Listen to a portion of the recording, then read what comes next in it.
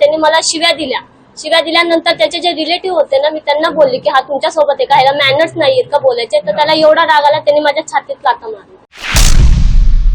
असं वाटतंय ना की त्याचं काय करू आणि काय नाही, तो फक्त आम्हाला भेटला पाहिजे. त्याचे जसे त्याने माझ्या बहिणीला लातानी मारले ना, तसे त्याचे पाय तोडायचेत आम्हाला. बाहेरील व्यक्ती येणार आणि असं कधी काही करू शकतो, म्हणजे काय तुम्ही सांगा, आम्ही काय बोलवायचं.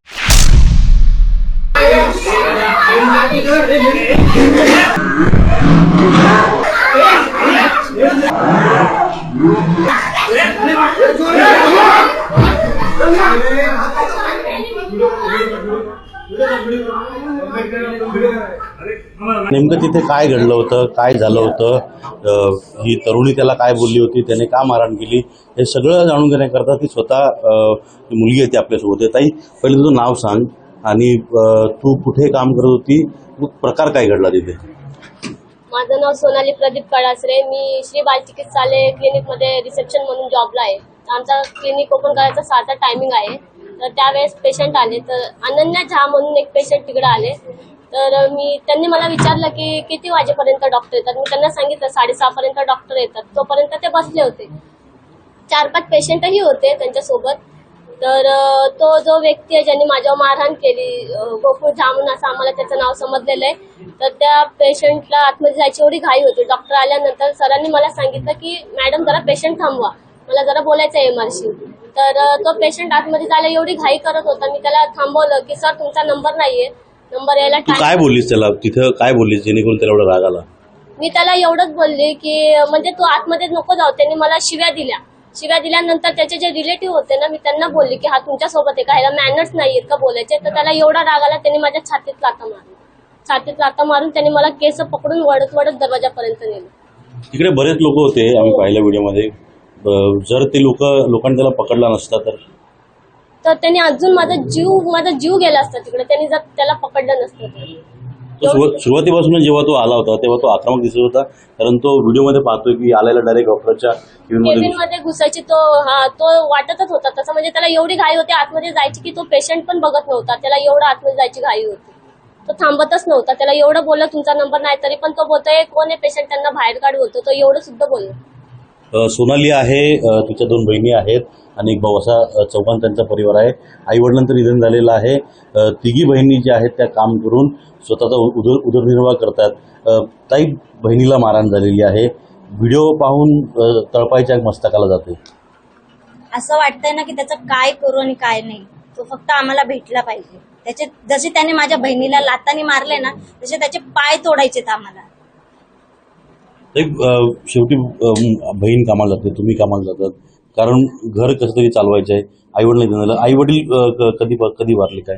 माझ्या आईला 15 वर्ष झालीत आणि वडिलांना 10 वर्ष झालीत. कसा घराचा उदरनिर्वाह कसा चालतो? आम्ही 3 जणी बहीण भाऊ जॉबला जातो. एक बहीण माझी शिकते. आम्ही कधी सर कोणाच्या आधी कधी कोणाच्या मध्येच नसतो, पण फक्त असं बोलण्यामुळे कोणताही व्यक्ती साधेपणाचा फायदा तर नाही उचलू शकत ना. असा तू त्याला थांब बोलली मराठीत, कोणत्याला राग आला? त्याला ह्याचा राग आला की मी त्याला बोलले ना तुला मॅनर्स नाहीत का बोलायचे. त्याच्या रिलेटिव्हला मी बोलली तर त्याला त्याचा राग आला. त्यांनी येऊन मला त्याच्यामुळे मारलं, त्याला बोलल्यामुळे. पोलीस कंप्लेंट केली तू? पोलिसांनी कशा पद्धतीने तपास केला पुढे काय? सर गेले होते क्लिनिकमध्ये माझ्या पाहुणचारासाठी, पण आता अजून काय प्रोसेस आम्हाला पुढची कळालेली नाही. तरी त्याचं नाव आम्हाला समजलंय, गोकुळ झा म्हणून त्या व्यक्तीचं नाव आहे. किती धक्का बसला संपूर्णपणे, एक डिस्टर्ब सगळं करणारी ही घटना आहे.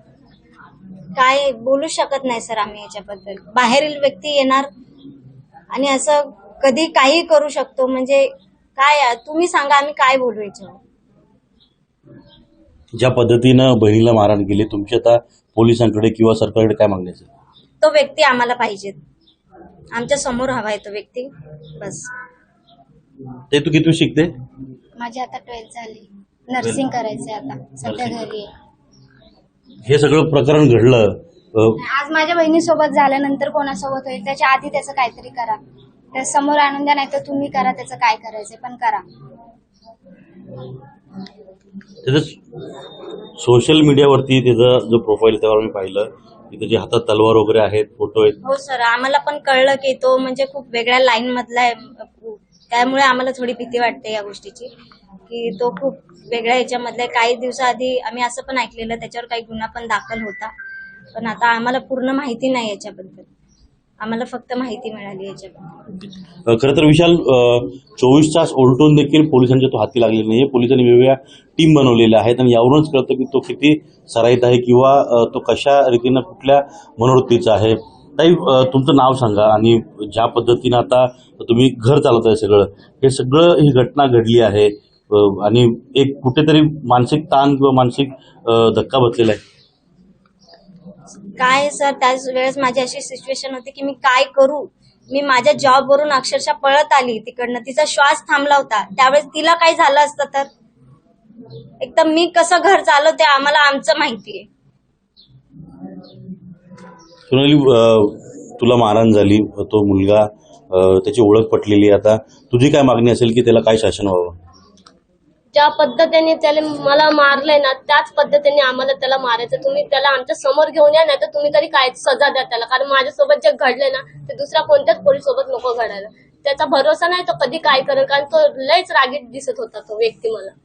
ते व्हिडिओमध्ये दिसतंय तो स्टार्टिंगलाच आला आणि वाचवच करत होता, पहिले आतमध्ये गेला. बोलतो मला आतमध्ये पाठव, की म्हणजे त्याचं असं म्हणणं होतं की तू जे आतमध्ये पेशंट आहेत ना त्यांना बाहेर काढ. बोलतो ते कोण आहेत आतमध्ये, म्हणजे तो डॉक्टरांना सुद्धा अरे तुरे भाषेमध्ये बोलत होता.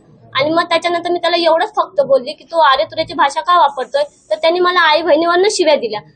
आई बहिणीवरनं शिव्या दिल्यानंतर तो शिव्या देत देत बाहेर चाललेला. तर जे व्यक्ती होते ना, अनन्या झा म्हणून त्याचे वडील होते का कोण होते ते, त्यांना मी बोलली की हा जो तुमचा रिलेटिव्ह आहे ना, तो बघा कसे मॅनर्स मध्ये बोलतोय. त्याचाच त्याला राग आला. त्याच रागात त्यांनी तसं ते घडलं. आता तिथं काय सांगू. व्हिडिओमध्ये दिसतंय की त्याने थेट तिला लाथ मारली, केस पकडून खेचली.